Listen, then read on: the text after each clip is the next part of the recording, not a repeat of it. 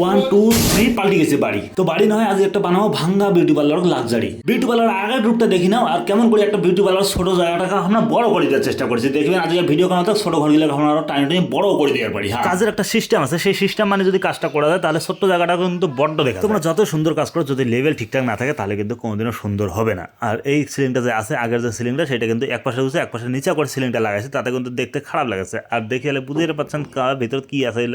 আলে মাথা নষ্ট। দেখো পরিষ্কার করে দিয়েছি ঘরটা, আরো 2খান বোর্ড বাকি। যেহেতু এটা বারান্ডার রুম, সেই জন্য বারান্ডার রুম কিন্তু সবসময় নিচে হয় সিলিংটা। তবে নিচে হলেও মাঝখানের জায়গাটা তোমার অটে দিয়ে ব্যবস্থা করেই পাইবেন। মানে যদি বুদ্ধি খাটে কাজ করা যায় তাহলে কিন্তু মাঝখানের জায়গাটাকে একটু উপরে জটে দিয়ে তারপরে সিলিংটা করা যায়। এই দেখো সিলিং এর অরিজিনাল রূপটা বেড়ে যাচ্ছে। হ্যাঁ, টিন গিরা খাস করে বেড়েছে। এটা না লাগাবো বলা সিলিং। তো সিলিং লাগাবার জন্য আমার ফ্রেমটা যে করবে এবার লাগাছে, কিন্তু আগে যে সিলিং এর মেজারমেন্টটা ছিল তার থেকে 8 ইঞ্চি উপরে। 8 ইঞ্চি মানে বিরাট হাইট। এইরকম করে কিন্তু তোমরা কিন্তু তোমার ঘরের না সিলিং গুলো একটু হলো হাইট করে নিয়ে পারবেন। বারান্দার যদি সিলিং থাকে তাহলে কিন্তু এই যে এক পাশে উপরে জটে দিলেন আর এক পাশে লেভেল করে দিয়ে মারি দিবেন। তারপর সাইডের যে জায়গাটা ফাঁকা জায়গাটা থাকে সেই জায়গাটা কিন্তু বর্ডার করিয়ে না, পকেট করিয়ে না, একটা জায়গা বর্ডার বানিয়ে দিবেন। তাহলে কিন্তু ওই কোনাটাও ঢাকা যাচ্ছে, সবগুলো ফ্রেশ লাগছে, ঘরটাও উঁচা লাগবে, সব কিছু ভালো লাগবে। আর এই যে আমার ওয়ালের বোর্ড বেড়ে যাচ্ছে, আর ওয়ালে বোর্ড লাগা শুরু করে দিয়েছে। আর এই ওয়াল খামার আগত বোর্ড খান লাগে নিয়ে তারপরে কিন্তু পকেটটা লাগাবো। তার আগতে আমার জোতা আটকে গেছে ভাইয়া, ও হদাকে গেছে। হ্যাঁ, জোতা আটকে গেছে। যে আটা কিলো দিয়ে আমার কাজ করে, সেই আটা কিলো মাঝিয়াত পড়েছিল, আর আটা উপরে দিছে। মোনা পাও মোনা, তোর কি কষ্ট আছে মোনা? কষ্ট পাই না মোনা, আরো নয়া জোতা কিনে দিন। এই ব্লগটা এমন তুই উঠে কি কাটাছে? জোতা না নাট বোর্ডটা দেখে নি কাটি, তাহলে না হবে এলাম মজা খান। এই শালা জোথা রে। আর আমার প্লেন সিলিং লাগা শুরু হয়ে গেছে। হিদি আর মোনা ইলেকট্রিকের কাজ শুরু করে দিছে। আর আমার যে সিলিং এর ফ্রেমটা, আগে যে ফ্রেমটা ছিল তার থেকে কিন্তু 8 ইঞ্চি উপর ফ্রেম করিয়ে মাঝখানে আগত বোর্ড লাগাচ্ছে। তারপরে সাইডটা যে হবে ওইটা একটু ডাউন হতে আসবে। আর এদিকে না ওয়ালের কাজ শুরু করেছে। ওয়ালে তো আর মার্বেল শিট লাগাচ্ছে। এটা লাগাবার পরে এটা আরো সাইডে আরো বোর্ড লাগাবো।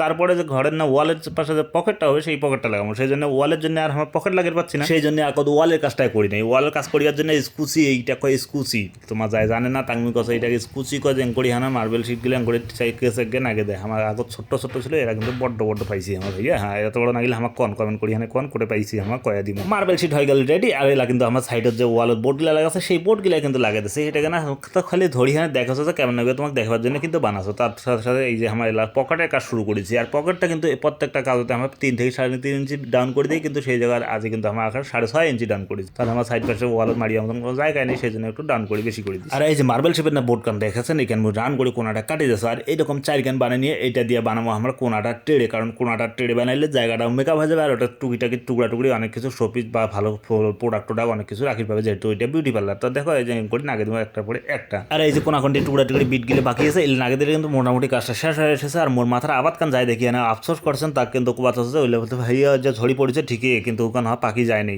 ওখানে কাঁচাই আছে। আর ঘরটার যে পরিমাণে ধুলা ছিল না, তাতে করে মাথার রং সব একটা সাদা হয়ে গেছে। কি করবেন কও? মুই তো একটা বয়স্ক লোক হয়ে গেছে ঠিকই, কিন্তু ওই যে চুল পাখির মতন এলা বয়স্ক হওয়া নেই, অত বড় এলা বয়স হয়নি। তবে চুল পাকাটাও একটা রোগ হওয়ারও পারে, মানে কারণ 18 বছর চুল পাখি আছে। এইটা যেহেতু একটা বিউটি পার্লার, সেই জন্য বিউটি পার্লার হিসাব করে ওইসব করে কাজ করা হয়েছে। আর এই যে দেখো কোনাটা প্রোডাক্ট রাখিবার জন্য জায়গা করা হয়েছে। আর এই পাশে কিন্তু আরো শ্যাম্পু চেয়ার রাখিবার জন্য একটা জায়গা করে দিয়েছে। আর এই পাশে এই যে যেটা আমি কাজ করছি বর্তমানে, এটা কেন লাগাবো আমার হেয়ার ড্রায়ার, হয় যে মাথার না চুল শুকায় না হিট দেয় কি করে ওই লেখা। দোকানটা মোটামুটি রেডি হয়েছে, এলাও কমপ্লিট হয়নি। এই যে দেখো শ্যাম্পু চেয়ারটা লাগা দিয়েছে। শ্যাম্পু চেয়ার লাগার পরে এটা না যে মুই দাঁড়িয়ে আছে, এই পিছনে ধরো শিশাগুলো চুল কাটার যে মেশিনগুলো বসিবে, চুল কাটার যে টেবিল চেয়ার টেয়ার যা আছে ওদিকে না থাকবে। আর এটা যেহেতু প্রোডাক্ট রাখবে, এর প্রোডাক্ট তো বর্তমানে নেই, সেই জন্য এই যে ফুলটুলগুলো রাখি আমি সাজা দিয়েছি। কেমন আছে কচনি? হ্যাঁ, এটা আমার একদিনে কাজ ছিল, একদিনে যা পারি করে দিছে। আর পরবর্তীতে আরও টুকিটাকি অনেক কাজ বাকি আছে, এগুলো অন্য মিস্ত্রি আসি করে দেওয়া যাবে। শিশার কাজ যেমন অন্য লোকে করবে। তো ঘরের লুকটা দেখা গেলো ফাইনাল লুক কেমন আছে, সবার প্রথমে কেমন ছিল আর এলা বর্তমানে কেমন আছে অবশ্যই কমেন্ট করে জানাবেন। ভালো লাগলে শেয়ার করি কথা কিন্তু আরও ভুলেন না। প্রোফাইলের নাম্বার দেওয়া আছে, কারোর যদি কাজের দরকার পড়ে অবশ্যই যোগাযোগ করবেন। আর যদি খুঁজি না পান তাহলে মুই